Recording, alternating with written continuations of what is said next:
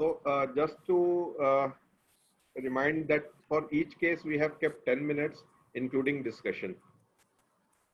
Yeah. So I'll be quick. This is a 33-year-old software engineer. Came from Nagpur, all the way from Nagpur, which is the western India. He presented with right hip pain since July 2019 and was on conservative management. He's very young, so he thought that it is something very benign. The pain increased in February 2020. So he underwent an MRI, which actually showed an abnormal marrow signal changes in the right sacral ala, iliac wing with extension to right acetabulum with soft tissue collection, inflammation around right iliacus. And the PET CT confirmed that this is a malignant lesion, very large, with good soft tissue involvement, and there is some marrow ossification in the right hemisacrum. And the CT guided biopsy was done, and it was called as conventional osteosarcoma. This is the T2 and T1 images. You can see that there is a large tumor involving the iliac bone, including the muscle, iliacus muscle anteriorly. Posteriorly is also involving the muscular planes, and there is some involvement of the sacrum as well. Dr. Srinivas, yes. Before we proceed further, let me ask our faculties from US. So like in this presentation, patient had symptoms since July 2019. Yes. And by that, initially he was treated conservatively, which means probably physical therapy or physiotherapy. And then yes. I think only once the symptoms progressed, then he came to a doctor properly right. to get evaluated. Right. So Dr. Arpit, how is the situation there in US? What is usually the lag between the time the symptoms appear and when the patient presents to the doctor, or especially to the oncology department for the first time? Thank you for that question. I would say that, from the time that the symptoms appear to the time that the patient sees the oncologist is probably still, a lengthy amount of time. But I would suggest, and I would say that here, what would potentially have been slightly different is that the patient may have seen their primary family medicine or internal medicine physician initially to note the complaints, and I would have suspected that an X-ray at some point would have initially been done, which would have likely found some bony changes that would then have prompted additional imaging, such as a CT or an MRI. So I think while the oncologist would not have necessarily been the first person the patient saw, I think through the family medicine physician, they may have eventually gotten earlier imaging and then potentially seen an oncologist at that time point. Right. So, Dr. Akshay, usually when the patient presents with the pain like that, and what is the threshold? Because nobody thinks of a cancer or a tumor in the first instance. We all feel that it must be some physiological sprain or something. So what is your threshold when a patient presents with a pain? When do we start evaluating in detail with a X-ray or MRI or CT scan? Yeah, thanks Vivek. I think we being sarcoma specialists, our threshold is going to be very, very low, right? And in fact, we often joke in the family that, any symptom leads us to just one diagnosis, and that one thing is what we want to rule out always. But the message I think that needs to go out is because it will usually be the family physician, as Arpit just pointed out, or the family orthopedic surgeon in our case.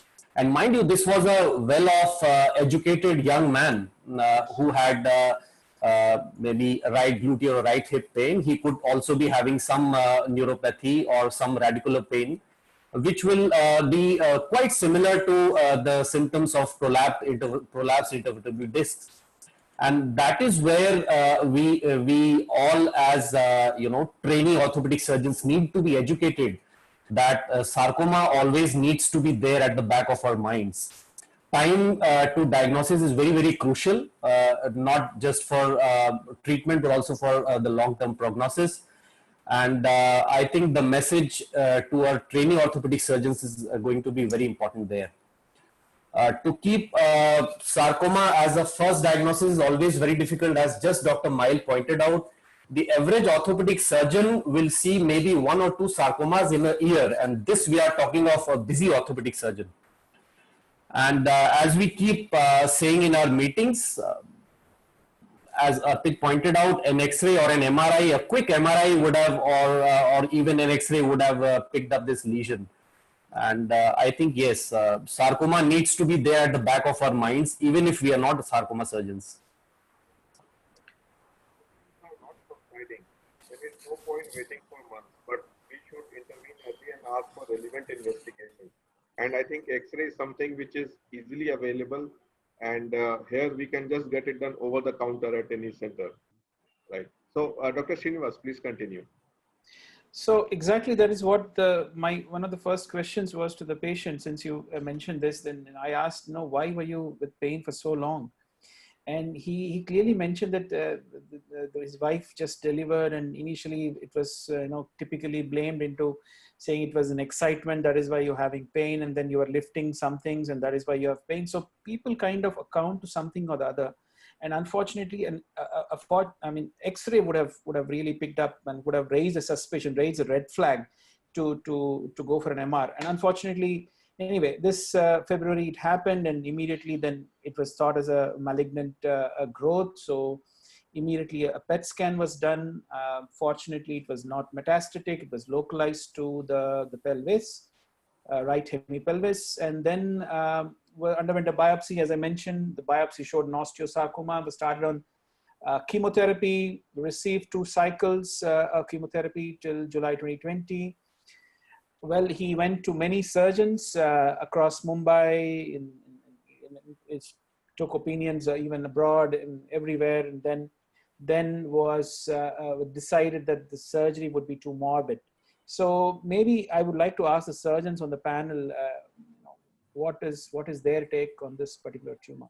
I mean, I would also show the PET CT that was done in between chemotherapy. This was the MRI when the patient actually came to us. Dr. Akshay, would you like to take this? This was, I know it is not possible to tell, but S1 and S2 were clearly involved. So a good portion of S1 and S2 were involved. Yeah, thanks, Srinivas. I think resectability is one of the most important prognostic factors which decide the outcome, particularly for osteosarcomas. And as you just mentioned, we can see it's not just the right iliac bone, the right pelvic bone, but also the sacrum, which is the last bone in the inner spine. And the tumor is, as I can see in these images, going very close to the nerve roots, which are going to supply the muscles of the right lower limb. As you said, we do not have all the images, and in case it is going up to the midline in one of these sections, we would call it inoperable. But it is also quite possible that the surgical morbidity, even if resectable, was not acceptable to the patient. Sometimes if there is involvement of the nerve roots, we can offer what we call an external hemipelvectomy, which is a limb sacrificing solution. And as we can, one would expect, the surgery is going to be quite morbid with the loss of the limb. Or if not the loss of the limb, then the patient is going to be left with a limp and a limb that is weak and numb. So I think both the scenarios could have been possible. Looking at these images, I would not say it is absolutely unresectable. You need to see more images, and then you need to counsel the patient as to the expected morbidity after a complete removal of this tumor. But yes, the situation is tricky, and I would, I would agree with the patient if someone says, I'm just not ready to accept that kind of a morbidity.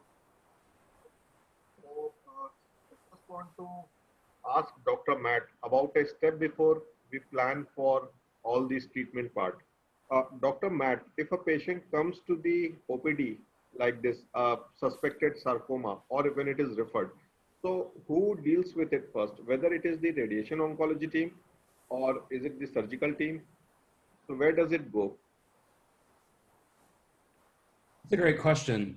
So I think that in this case, at our center at least, we try to have people see everybody. So I have patients like this come through my clinic often because they were seen by their local doctor. They were determined to unlikely to be resectable, so they get sent to the radiation oncologist. But what I do when I bring them into our center is I'll have them set up appointments with our orthopedic surgeon and our medical oncologist as well. Because as you sort of implied, I think that whether a case can benefit from surgery or not is sort of dependent on the surgeon's interpretation of the case. And that can certainly differ between surgeons. So I want to make sure that the one that I work with the most is able to see them as well. So usually it goes for a multidisciplinary team in a tumor board where you all can discuss and take the final call.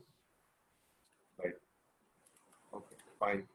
So, so we know, looking at this scenario, that this is a very borderline case where it may be resectable, but if it is resectable, it would be associated with quite a large morbidity, because we may have to sacrifice the nerves, which may lead to weakness of the lower limbs, involvement of urinary or bowel control.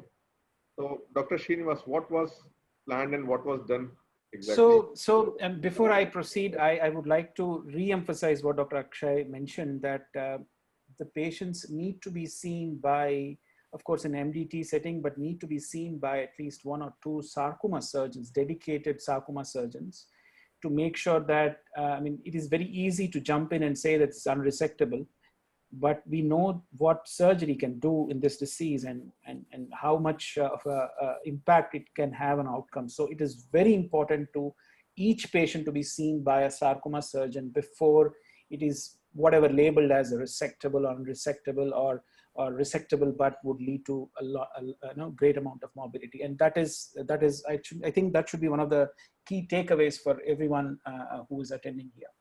So anyway, the patient was seen indeed by 2 sarcoma surgeons, eminent sarcoma surgeons from Mumbai, and who were actually my teachers, and they were convinced that that this is probably, after they had discussion with the patient, they said, I think, then they referred the patient, actually was referred by a sarcoma surgeon, and they were convinced that its surgery was not the best choice for this particular patient.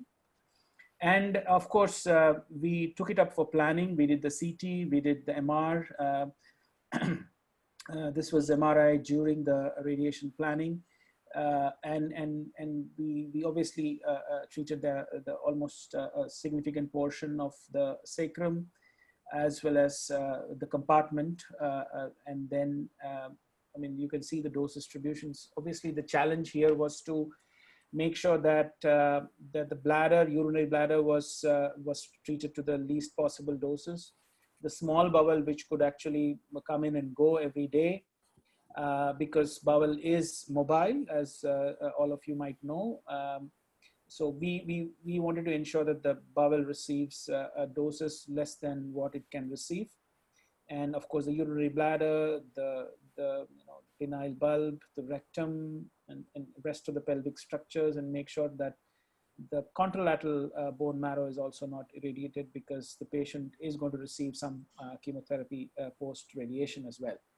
So this patient is completed about a month ago, and we do as a protocol, we're doing a study prospectively of doing an interim MRI after 4 weeks of treatment, and we do see something called diffusion contrast enhanced DC MRI, apart from the diffusion weighted imaging, and we are trying to correlate the early response of sarcomas to the long-term local control. And that is why we saw, and we could see some significant treatment response within the tumor, not in the in the form of significant reduction in the size, but there was definite changes in the MRI characteristics, which actually give a window into the response of the tumor.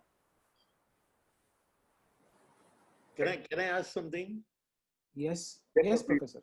Vivek and Akshay, well, post radiotherapy, is there a role for excising this? Would you be happy to go in and do something now? Yeah, so osteosarcomas are extremely radio-resistant tumors, and that is where the value of proton lies. I think this decision needs to be made before you go in for radiation. And as proton therapy has been given with a curative intent, there is no role for reassessing for surgery.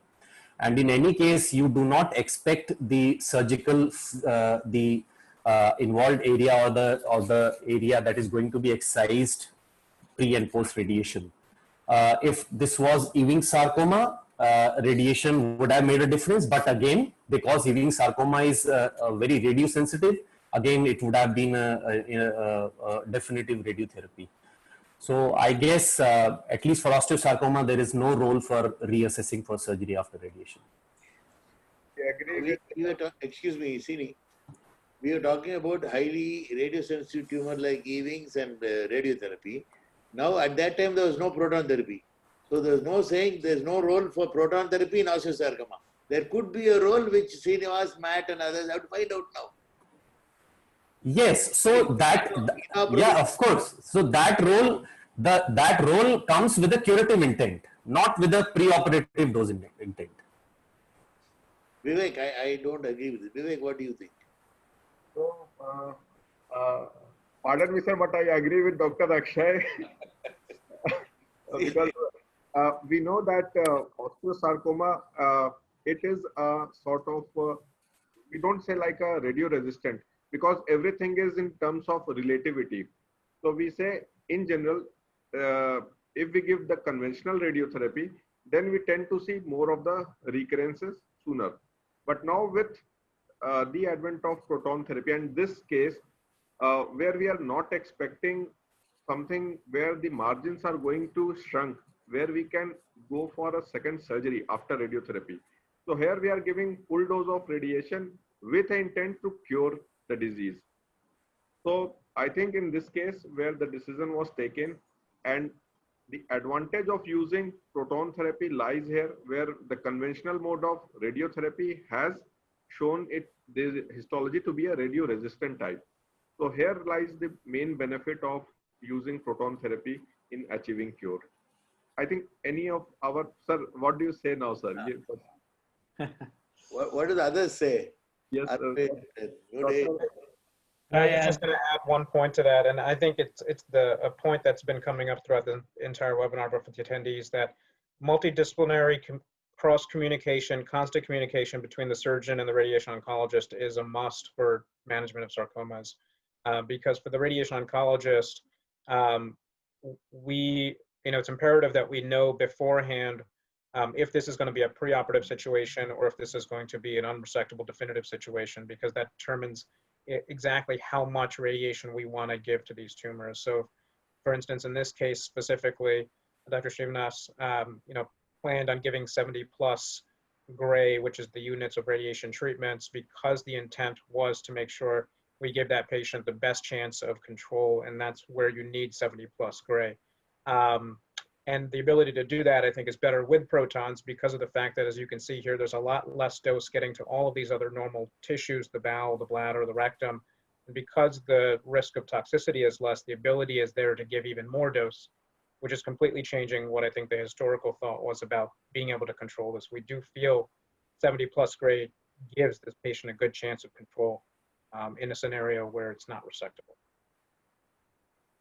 The other thing in this case is the reason this was considered unresectable is the initial volume of disease would have just made the surgery too morbid. And, excuse me if I'm wrong, or you can answer that from the surgical side, the areas at risk when you'd go back in, even after radiation, remain completely the same, even after getting full dose radiation. So even if we do see a good response, the amount of surgery you would have to do would still be extremely morbid. And this is a young gentleman, 33 years old, and just had a young baby. He's going to be running after his child. So I think it sounds like he wants to preserve his limb at the moment to be able to have the best quality of life. I think this highlights, that he's received excellent care from surgeons. Surgeons are thinking about his quality of life and not just trying to cut for no reason. So I think this really highlights that he had excellent surgery opinions in his care. I think this was a well-planned case by Dr. Srinivas, and I hope this patient. Dr. goes- Vivek, I just would like to mention here that as you rightly mentioned, radio sensitivity is always relative. The fact that we could deliver this gentleman about 72.6, we as a practice for most of the sarcomas, we're doing something called hypofractionated. That means the normal fractionation is 2 gray per fraction, but we are routinely using slightly higher than 2 gray per fraction per day to make sure that we pack in more doses without increasing the treatment time too much. So we gave this 72.6 in about 6 weeks and 2 days, which is 32 sittings, which amounts to about 74, 75 gray. So this is the beauty of protons, where you could give very large doses without. The patient had, of course, some grade 2 skin toxicity, which was treated by using topical topical agents. But otherwise, patient tolerated it beautifully well without any significant toxicities. Yes, I must congratulate you for taking the right decision, and it was a good team effort. And I hope that this patient goes on in for cure as well. Vivek, just a quick one before we proceed, just for the benefit of everyone attending. Let us put this on record, and as Dr. Srinivas himself said, the treatment of osteosarcoma is complete surgical excision, and proton therapy is to be reserved for cases where surgery is not possible.